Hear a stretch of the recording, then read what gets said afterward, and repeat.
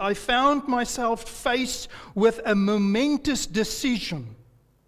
Would I continue to control the Bible with my intellect, or would I allow my thinking to be transformed by the Holy Spirit?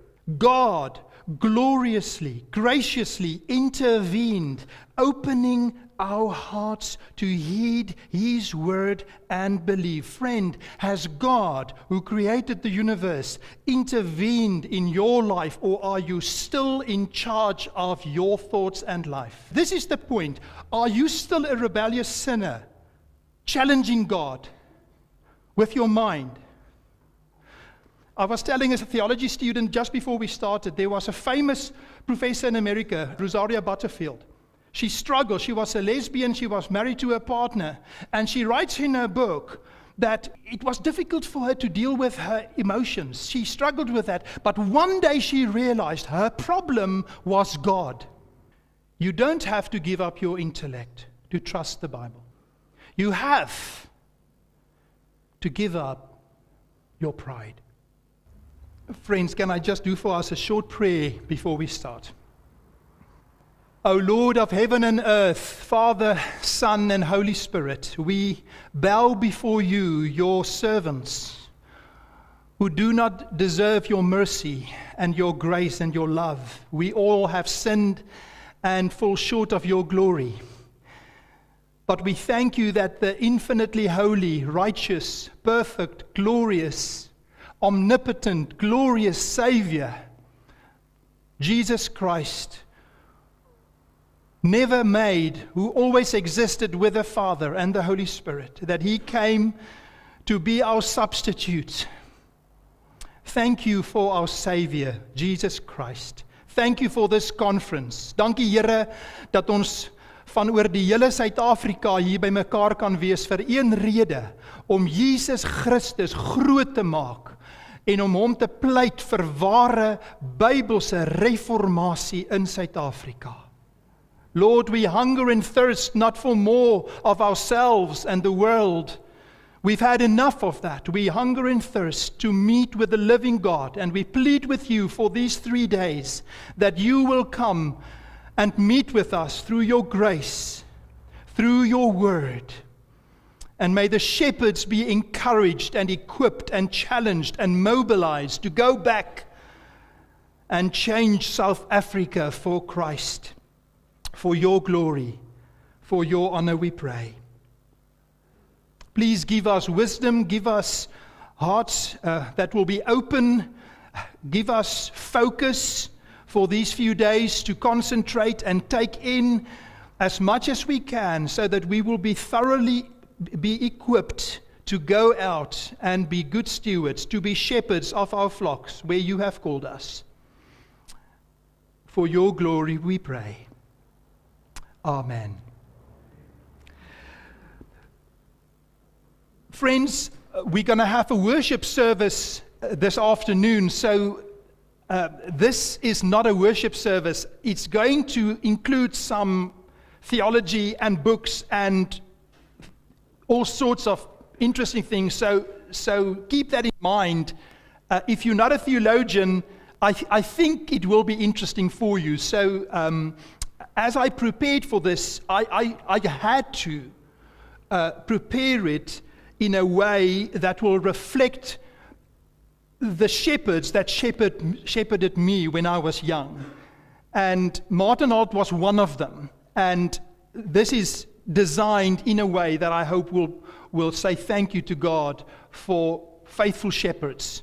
So that is the background for my talk this morning. Okay, you see I've got a pile of books here, and I'm going to refer to some of them as we go along. Feed my sheep, a call to return to the word. Shortly before his martyrdom for the gospel in Rome, the Apostle Paul wrote farewell letters to 2 young pastors, Timothy and Titus, instructing them on the criteria for training future pastors. Among other things, He told them to hold firmly to the trustworthy word in line with the teaching they had received, so that they will be able to encourage others with sound teaching and rebuke those who oppose it. So here we had, in a micro form, the first theological training colleges in local churches. Now imagine God calling you to become a pastor.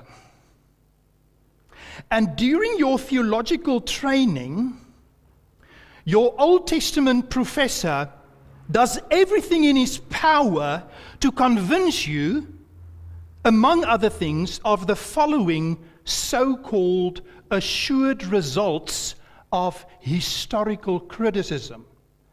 Now, historical criticism is explained in my book, Resurrected and Opgestaan, that you can get afterwards.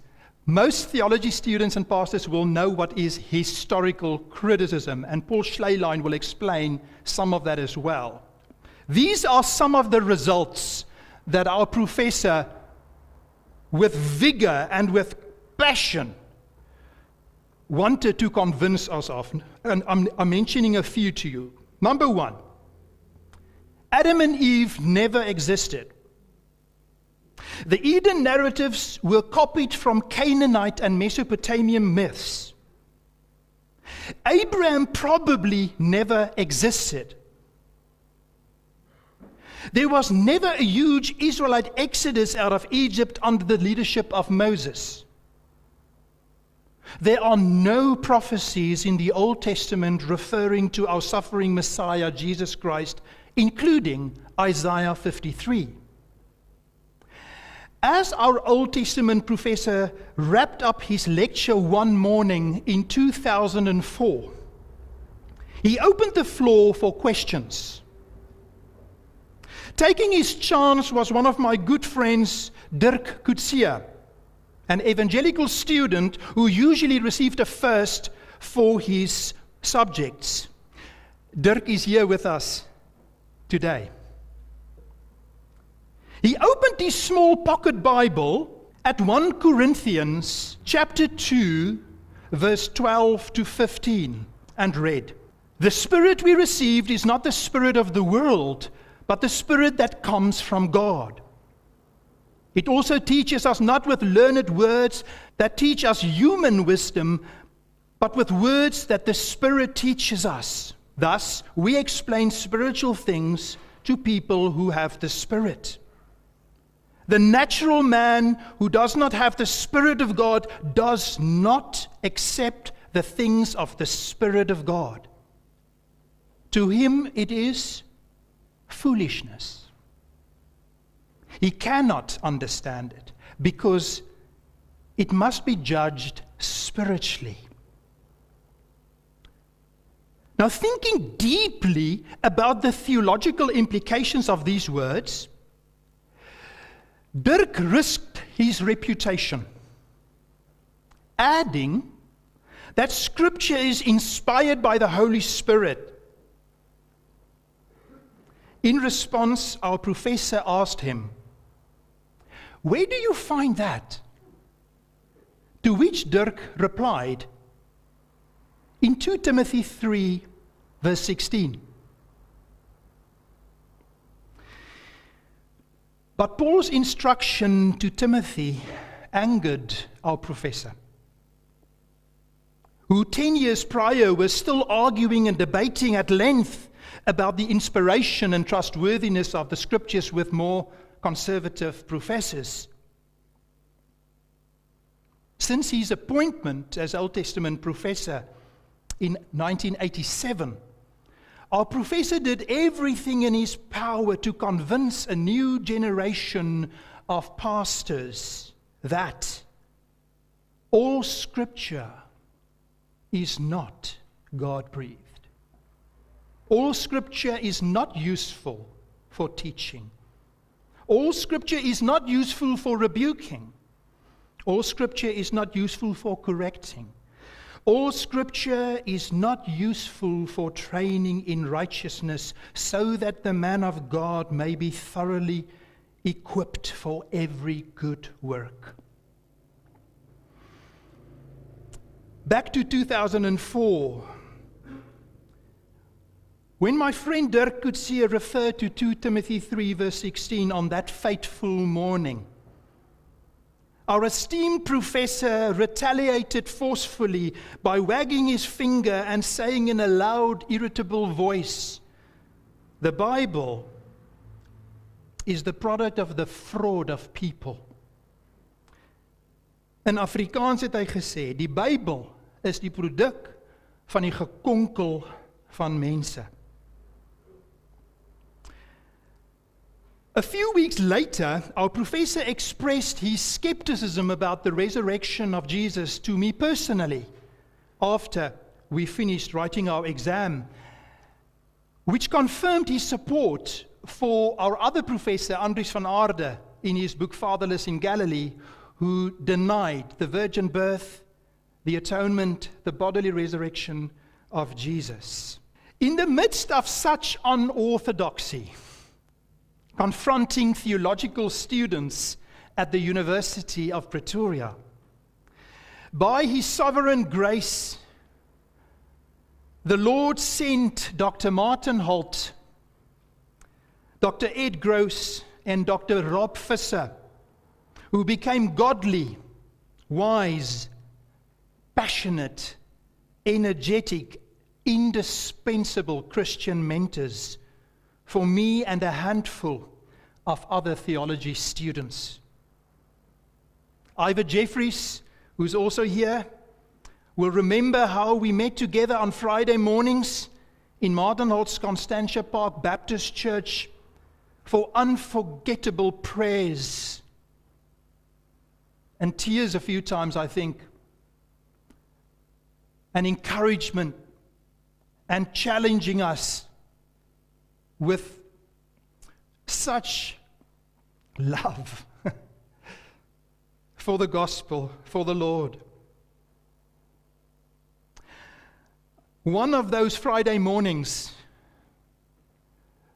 Martin Holt was very excited. He had a box of books for me. Here's the last copy of that box of 30 books he gave me that morning, which changed my life, and I know changed the lives of a number of other students. I want to send this book around while I'm talking. I'm going to quote a page and a half from this book and try to explain it. So I want to ask Jandre, would you just quickly come and take this book? And while I'm going to talk, you can just see the cover. You can smell the book if you like. And just let it go around the auditorium, and eventually you can go this way. Eventually, if it's there with Willem at the back or Sia here, you can just put it down here. But I'm going to, this was a shepherd of a flock who gave to a sheep who was being thrown to the lions, who came and tried to give him a lifeboat or gave him something. Martin Holt was so excited when he gave me this book. And I want to tell you a bit more about this book. There are a couple of books that followed this one, but none of this would have happened without that book. And this is now the shepherds who are leading the flock, how the Lord used Martin Holt in my life to return to the Word, to be faithful. So the background to Professor Etta Linneman in this book. She was the first female professor of theology in Germany. And she was the first student of Rudolf Bultmann, the famous professor of Marburg, who did not believe in miracles. He said, since we use light bulbs and we've got a wireless, we can't believe it, that the resurrection literally happened. We must make it a metaphor. So all of the supernatural things in the Bible were translated, it's mythological, and we're going to reinterpret it, and then we're going to basically have an ethical Jesus and try to make the world a better place, basically, in short. So get this picture. Etta Linneman, appointed professor of theology. And this is what happened and is narrated in that book. Quote, as a student of Rudolf Bultmann, I had the best professor which historical critical theology could offer me. My first book turned out to be a bestseller. I've got it here. Here it is. This book. I became professor of theology and was awarded the title of honorary professor of New Testament in Marburg. I was deeply convinced that I was rendering a service to God with my theological work and contributions to the proclamation of the gospel. So I'm going to just unpack some of this. So I was telling one or two theology students before the time, there are liberal professors who are honestly thinking that I am making the world a better place. There are some like that. It's usually the next generation.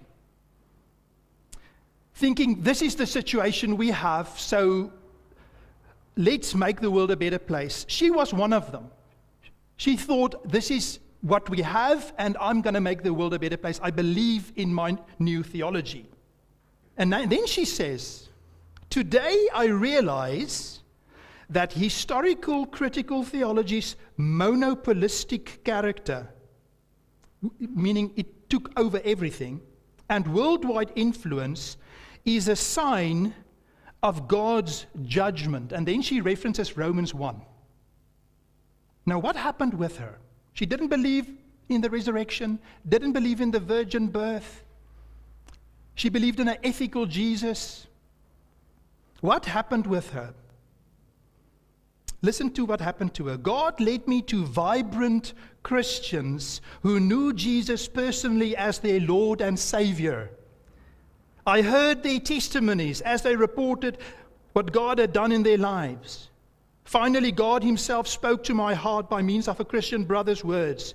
By God's grace and love, I entrusted my life to Jesus.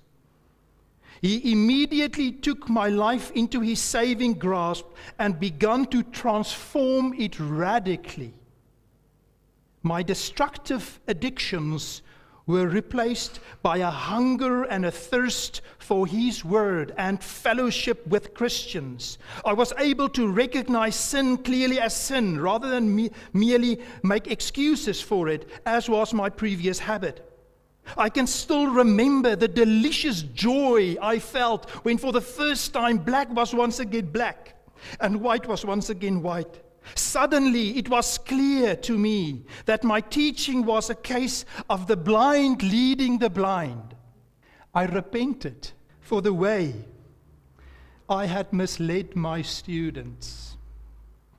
About a month after this, alone in my room and quite apart from any input from others around me, I found myself faced with a momentous decision. Would I continue to control the Bible with my intellect, or would I allow my thinking to be transformed by the Holy Spirit? Then she went back and read John 3, verse 16. And where she thought this was a Gnostic later gospel that you can't trust, following Bultmann, her leader, her professor, she reread John 3:16, and God changed her life.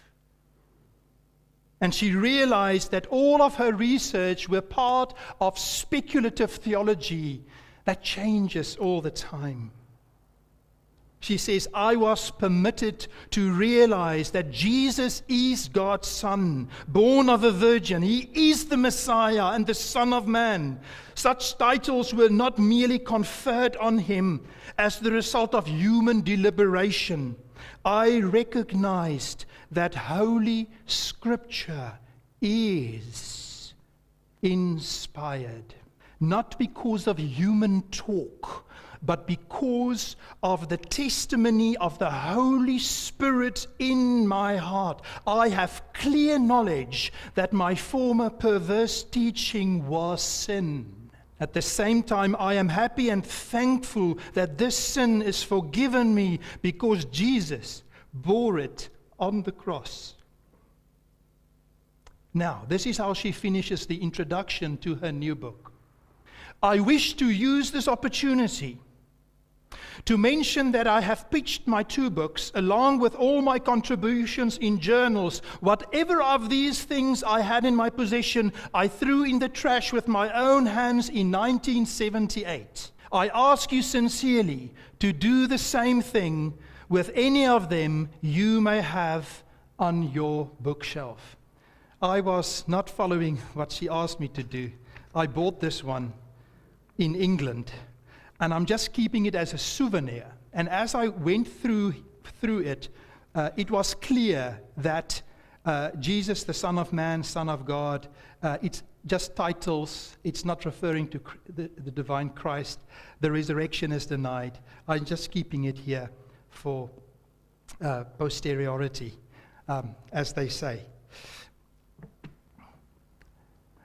Now, as we read Etta Linneman, we were confronted at the faculty with Bultmann and the latest theology, and this was a lifeboat for us to read this story. And then I became friends with the professor who translated that book, Professor Bob Yarbrough from Covenant Seminary. I wrote him, he wrote back, and then he told me about Adolf Schlatter, who we also never heard about. And then the domino started to open up a world of shepherds who were mocked, who were vilified, who were bullied by the academic industry. And we never heard anything about them. And you can already now see where we are today if we think of Beebe Kiet and T.U. Soga and Martin Halt discovering shepherds of the flock that you will not learn about at some universities in the world. So I want to give you little excerpts of encouragement of these stories of men of faith.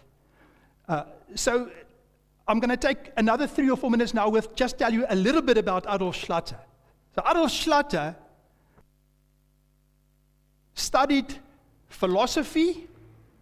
He was taught by Friedrich Nietzsche philosophy. He was top of his class. But he was fearful of studying theology. He says that he felt that he might lose his faith. Does it sound familiar? In Germany. And then his sister challenged him and said, don't be a coward, don't be a fool. If God has called you, you'll be faithful. Study theology. And he started to study theology. And there's so much to share. I'll just give you 1 or 2 little flavors. The Lord preserved him by his grace. He was top of his class. He annoyed the liberal professors. They hated him because he was the best in the class. And then when he was due to become a professor, they had to do something because they don't want him to become a professor. So what they did, to become a professor in at a German university, you must do an entry examination, and usually you must have published 2 books. So his father passed away recently, and he had to do 5 or 8 subjects. And they said he must get magna cum laude in every subject in order to qualify to get a license to become a professor. He got magna cum laude for all his subjects, and then after he got it, for all the other students, they lowered the standard again. So he became professor. But the Lord used him so powerfully in Germany that somebody like John Piper, this is John Piper's PhD in my hand. When John Piper went to Germany, engulfed by liberal theology, he discovered Adolf Schlatter, and then he used Adolf Schlatter for his methodology in his PhD as a German scholar that nobody could say he's not a German scholar. And Piper used him as a model for his own research and how the Lord preserved John Piper through the scholarship of someone like Adolf Schlatter. Let me read you just one quotation from Adolf Schlatter. With Adolf Schlatter, exegesis was no longer boring historical critical science, but real theology, a serious hearkening to God and His Word. This is one of his students writing afterwards. We learned actually to see what lay before our eyes, and what we saw was so unsettlingly serious and vast that one lost all appetite for historical, critical trifling with this word. We were still wrestling at this time, as we were studying and our quiet time and meeting up with Martin Holt and with Rob Visser and being confronted by archaeology and historical sources and research, and did it actually happen, or is there counter evidence? All that stuff, going through that stuff, wrestling through it and saying, no, there must be more evidence. No. And then my Old Testament professor said, no, we've got no evidence that David existed, and Abraham, there's no historical sources. So we work all the time confronted with all those things going on. And I think you can already start to see here that they talk of the Holy Spirit quite a lot. And that was initially for us very difficult to swallow, because it feels like I'm a charismatic, and I say that with respect. I say it with love. I don't mean it in a bad sense, but I want to have evidence. So often when people say just trust the Holy Spirit, it's like a leap of faith in the dark, and I couldn't accept that. So as we started to read Etta Linneman and then Schlatter, we learned more and more that there's something about the Holy Spirit when you read the Scripture. And then let's go to the next one. B.B. Keet was our first conference. It's sold out, so we're working on a new edition in English. It should be done in a few months' time. B.B. Keet studied under Herman Bavinck, the famous Herman Bavinck. And as I worked through his work on the authority of Scripture, we discovered that he stood up against the biblical justification of apartheid. In Stellenbosch, we never heard of him. And again, as we went through what he did on the authority of Scripture, the Holy Spirit who inspires the Word of God. Yes, do research, historical background. We discovered remarkable things. He was a Bible translator, the Afrikaans Bible, first Bible. Let me give you this one quote just from Keet. The Word of God is living and powerful. God Himself governs over it. We submit ourselves under it with mind, conscience, and will, because the love of God has been poured out into our hearts by the Holy Spirit. There's a holy submission under the authority of the Word of God when you have been saved, when you have been regenerate by the Holy Spirit. Then, Tiu Soga. We also have a new edition, and we'll have that ready in a few months' time. We have a few English left, but I want to encourage all the Afrikaans people here. You want this book. A Xhosa Calvinist Reformed pastor who went to Scotland, who studied Immanuel Kant, David Hume, understand Enlightenment thinking, got converted, got baptized, read Jonathan Edwards, translated Pilgrim's Progress into Xhosa because the Lord changed him when he read Pilgrim's Progress. Got married, came back to South Africa, planted 2 mission stations, one burned down, we want to rebuild it. If you want to help us, come to us afterwards. Planted 2 mission stations, refused to be circumcised, circumcision and syncretism things that were going on at the time, refused to be a puppet for the colonials as well, right in the middle, want to preach the gospel. Was invited to the YMCA in Cape Town, addressed the elites of Cape Town and told the Enlightenment Europeans, you are making an idol of your mind. You don't want to accept God on His own terms. This is a quotation from that speech that he gave in Cape Town. Let me read that. Think back of my professor when I read this quotation from T.U. Soga. Truly, it sometimes does appear as if man's free will and reason were more a curse than a blessing to him.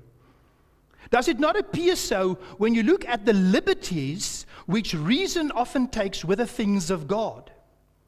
When it dictates terms to the Creator Himself instead of the Creator to reason. It should have been clearer, more reasonable, agreeable with experience. Now listen to what he said after studying these philosophers in Europe. But it is not argument, it is not proof that is wanted by most of the opponents of the truth. They want no less a thing than the entire destruction of Christianity.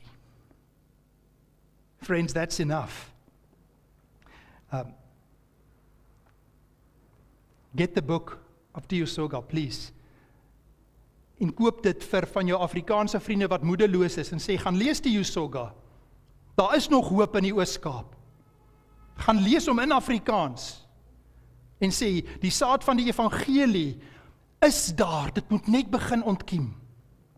Friends, Johannes van der Kemp, never heard of him. I remember when we started to do the research on T.U. Soga, I emailed a well-known church historian, professor in South Africa. I told him, have you done any research on Johannes van der Kemp? He said he's never done any research on him.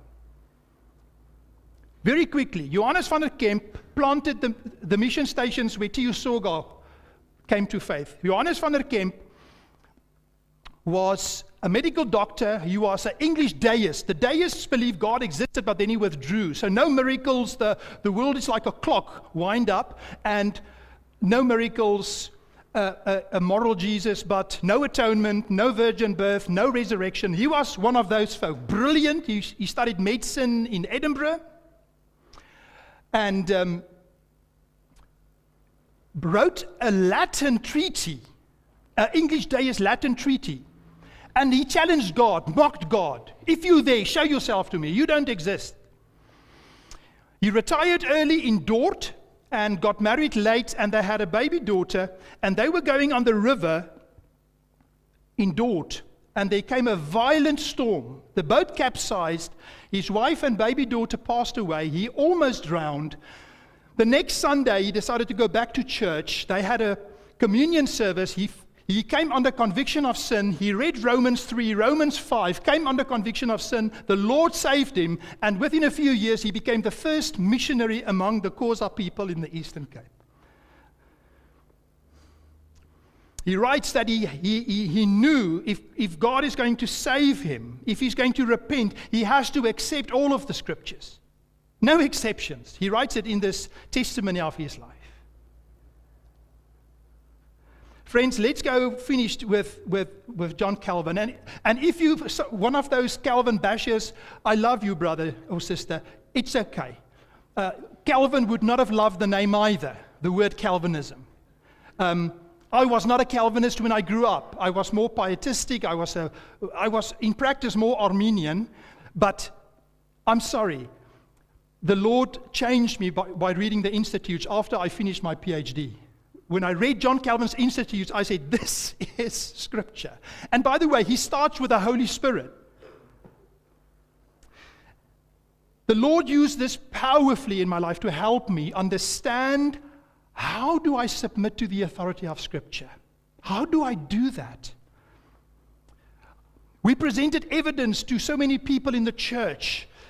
And they said, if this happens in the church, no, we will not continue in the church. We will then leave. My conscience will not allow me. We presented them the evidence. I said, if you can just show us. We showed all the evidence. And then they decided not to leave. They just said, so many people, we showed the evidence and people just compromised and stayed. I came to a day where I realized that apologetics cannot save you. You can pile up and there's loads of evidence. There's archaeology. For my PhD, I wrote in total more than 500,000 words, my master's and PhD combined. All these things that you wrote, evidence. There's more than enough evidence. It won't save you. Why? I'll answer you through R.C. Sproul, my last point after Calvin. Listen to these words. Reason alone cannot produce submission to the authority of the Scripture. The authority of Scripture is to be established rather by the testimony of the Holy Spirit. For as God alone is a sufficient witness of himself in his own word, so the Scripture will never gain credit in the hearts of men until they be confirmed by the internal testimony of the Holy Spirit. And this is the point. Are you still a rebellious sinner, challenging God with your mind? I was telling as a theology student just before we started, there was a famous professor in America, I'll say her name, Rosaria Butterfield. She struggled. She was a lesbian. She was married to a partner.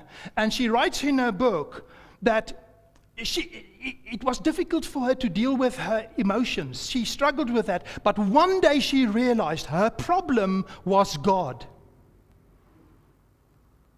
Her problem was God. I want to be in control. She realized that she is living in rebellion against God when God showed himself to her through the Scriptures. And she realized she's a sinner. And then the Holy Spirit convicted her of sin. And then the Lord changed her life.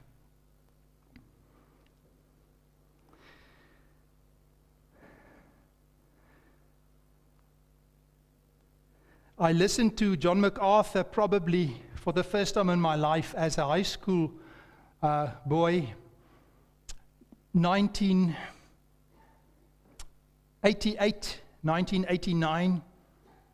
I listened to a talk on Philippians, these cassettes, Grace to You. I remember listening to it over and over. John MacArthur passed away on my birthday, and that's why I put it in. Yes, and although I agree with one or two minor issues with him, I agree with him, the authority of Scripture. Listen to what he said. You and I believed the gospel, not because we were wiser or more righteous than anyone else, but because God, the God of the universe, the God who spoke the world in the cosmos into existence through his word, God gloriously, graciously intervened, opening our hearts to heed his word and believe. Friend, has God, who created the universe, intervened in your life, or are you still in charge of your thoughts and life? The last slide, and then I'll just read a few scriptures, then we're done. R.C. Sproul and John MacArthur wrote piles of books, rational, exemplary, standard books to read, evidence. If you look at the MacArthur Study Bible series and Sproul, evidence upon evidence upon evidence for the gospel. Listen to R.C. Sproul, who said, you don't have to give up your intellect to trust the Bible. And we can add, Sproul would have said, there are difficult issues in the Bible. But we don't have to give up our intellect to trust the Bible. You have to give up your pride. You want to close your eyes? I'm just going to read us a few Bible verses to finish this off. And let me take us back to Dirk Coetzee's quotation from 1 Corinthians 2. I'll start there. I'm just going to read us a few Bible verses and then we're done. The Spirit we received is not the spirit of the world, but the Spirit that comes from God. It also teaches us not with learned words that teach us human wisdom, but with words that the Spirit teaches us. Thus, we explain spiritual things to people who have the Spirit. The natural man, natural humanity, does not have the Spirit of God, and do not accept the things of the Spirit of God. To them it is foolishness. They cannot understand it because it must be judged spiritually. Paul writes to Timothy, 2 Timothy 3, all Scripture, not just those bits I like, all Scripture is God-breathed and is useful for teaching, for rebuking, for correcting, and training in righteousness, so that the man of God may be thoroughly equipped for every good work. The Apostle Peter writes his last letter before being martyred for the gospel. He writes to the church, being persecuted, being burnt in the streets. He writes to them, "For we did not follow cleverly devised stories." The Greek word can mean myths or legends. When we told you about the coming of our Lord Jesus Christ in power, but we were eyewitnesses of His majesty.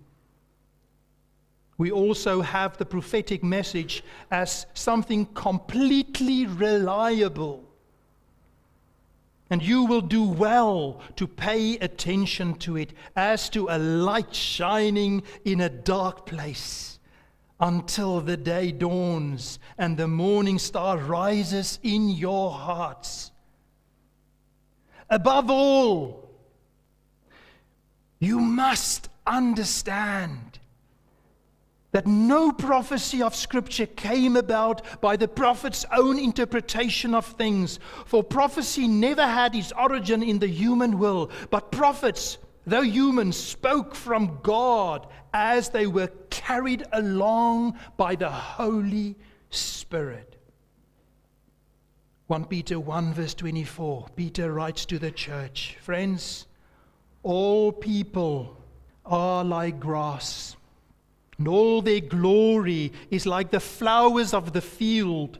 The grass withers and the flowers fall, but the word of the Lord endures forever." And this is the word that was preached to you. Last verse from John chapter 10. The Lord Jesus talks to His disciples, and He says, "My sheep listen to my voice. I know them, and they follow me." Amen. Lord, we humbly bow before you, the Creator of the universe, the Father, the Son, and the Holy Spirit, from all eternity to all eternity, never made, the all-glorious God, 3 times holy, righteous, perfect, real justice, mercy, and love, all combined in perfect harmony. We come and repent at the foot of the cross for our pride, for our idols. In a short while we will stand before you, the Creator of the universe, and we think of those who have gone before us. Recently we think of John MacArthur, we think Voddie Bauckham, R.C. Sproul, we think of Martin Holt. We think of loved ones who died in Christ. We think of other heroes of the faith, T.U. Soga, Johannes van der Kemp, Martin Luther, Charles Spurgeon, Jonathan Edwards, so many names in the early church, Augustine. Tertullian, Irenaeus, Cyprian. We think of the apostles. We all come and kneel at the foot of the cross of our glorious, glorious Savior, the Lord Jesus Christ. O Lord, have mercy on us. We plead with you for more time for our country. We pray for mercy. We pray for repentance. We pray for churches. We pray for theology students that will be willing to abandon all for Christ. We hunger and thirst for real biblical revival in this land. We think of Martin Holt, who prayed for revival, who prayed for repentance. We thank you for his life and his legacy. We ask that you will meet with each one of us at this conference, that you will be glorified. We pray this in your wonderful name, our Lord and our Savior, Jesus Christ. To God be the glory. Amen.